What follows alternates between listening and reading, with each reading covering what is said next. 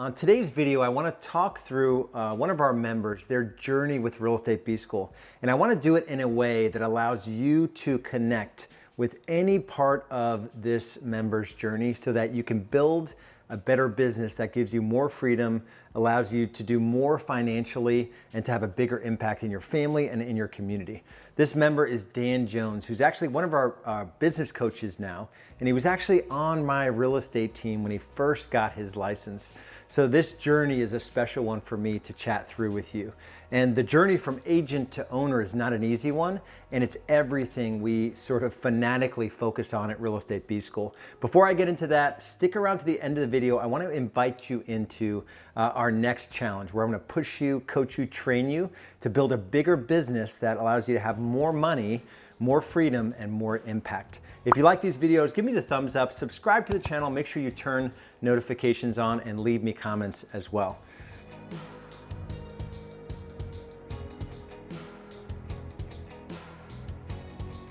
So Dan moved to Charlotte from Hilton Head, South Carolina, and he got his real estate license to join my real estate team. He started out as inside sales. So he was working through our platform, calling buyers and connecting with sellers and attempting to set appointments for our outside sales agents. He quickly, so that's a grinded out kind of job. He quickly moved into an outside agent role and quickly became one of our top producing agents, selling 30 to 35 homes per year. I knew Dan had more in him than being an agent on a team. And there's nothing wrong with being an agent on a team. I just knew that Dan had this entrepreneurial spirit about him. And so he left my team on great terms, and we agreed to keep in touch, and I was gonna help him in any way that I could. Real Estate Business School did not exist at that time.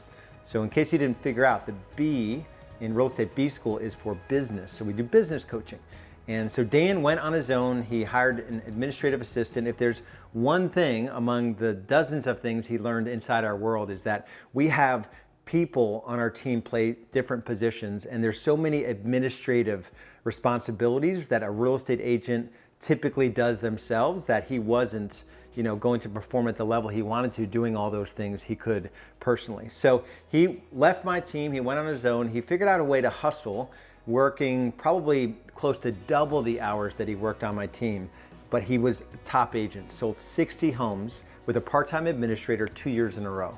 Not sustainable, right? He met his wife, actually he met his wife when he was on my real estate team, so I was sort of connected to their love story. They now have a 3-year-old Charlotte daughter, and he was able to kind of go from that grinded out, real estate agent, busy agent, top, 0.5% of agents in my market. And the steps that he went through to give himself some of the freedoms that he has today. The punchline of this story is that he will sell 300 homes this year. He hasn't sold a home personally in the last 3 years. He coaches and holds his team accountable. So he's taking on a different role in his team.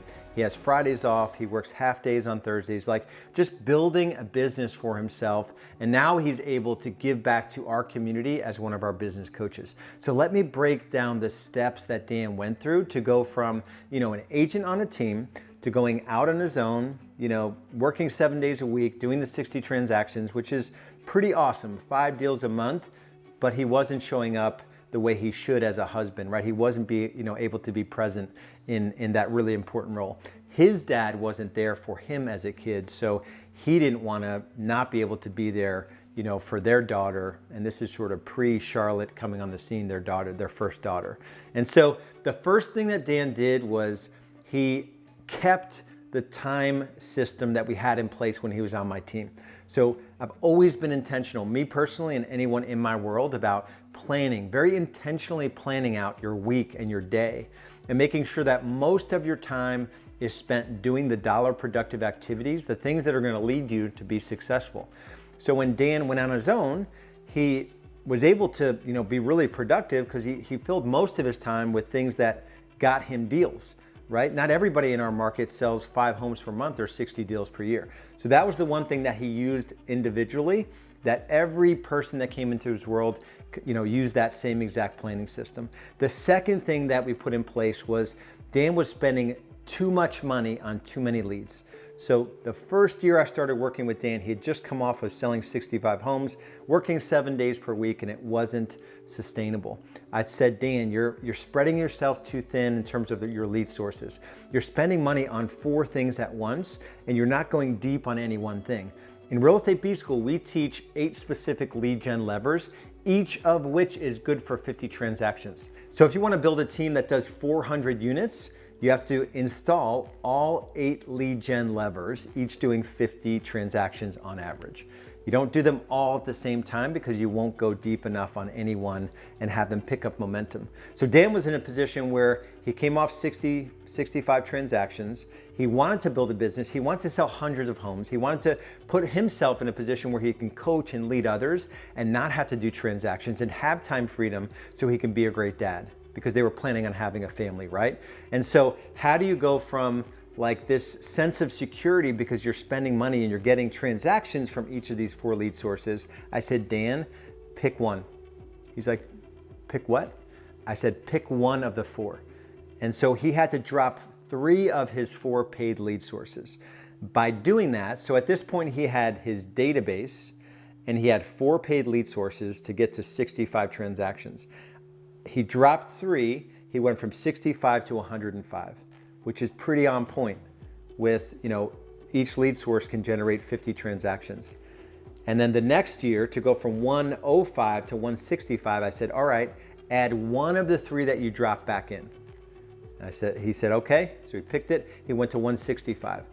And then I said, okay, the next iteration is you just gotta go deeper on the 3 that you have. So he went from 165, and I think at that point we had database, yard signs, and 2 paid lead sources. And it doesn't matter what the paid lead sources are because that's not the punchline of this story. Because I know many of you are gonna think, hey, what are the paid lead sources? Doesn't matter, they all work if you work them. So 4 lead sources, database, yard signs, 2 paid buyer lead sources. And he went to 225 transactions on 4 lead sources. And then the only other thing that we added beyond that is an expired system to generate business from expires and FSBOs, direct response marketing system. And that pushed him over the edge. I think they did 225 and 267. And then last year they did 300 transactions. He got out of production about 6 months before Charlotte came on the scene. I think she just turned 3, I wanna say. So the freedom that he has now was a combination of, using this planning system, being intentional about your time, but also really going deep on specific lead sources. Another key part of his journey is the heart that he has for coaching. So you could work like 10 men. So in Dan's case, an average agent sells about 6.5 homes per year, and he was doing 65 in a single year. So he was working like 10 men. He came from a background of sports and coaching sports and just a hard charging guy. He does CrossFit, he's up at 4 a.m. in that whole insane world. So he has this in him to sort of push himself and push others to become better versions of themselves. And I said, Dan, you've got to go from working like 10 men to teaching 10 men and women how to work. And so his team now, it's not a very complicated business. He's got a couple administrators. He has 7 or 8 agents on the field, maybe 2 or 3 on the bench that he's training up, and they're selling 300 homes. And all he does is sort of, look for talent and train the talent that he has on his team and really love and serve the people on his team. So that's a critical part of the journey that allowed him to seamlessly go from losing his mind at 65 transactions where his wife Nadia was not happy, about the hours he was working. But this vision of doing something different to go from 65 to 105 to 167 to 225 to 275 to over 300 transactions. He's now able to work 4 days a week. He's able to coach a half day for our members to allow them to work with somebody that went from each stage of this business growth journey. So it's not like you just snap your fingers and this thing's gonna happen. It takes intention, it takes planning, it takes mindset, it takes doing less, doing more with less, right? Going deep on lead sources, serving your team members. And so depending on where you are in your journey, I invite you to come spend a little bit of time with me where I can coach you and push you to do more business in less time so you can have more freedom of time and freedom of stress and more impact in your family, and in your community. So go to rebschallenge.com. That's rebschallenge.com. If you like this video, give me the thumbs up, subscribe to the channel, make sure you turn notifications on, and make sure you leave comments as well. We'll see you in the next video.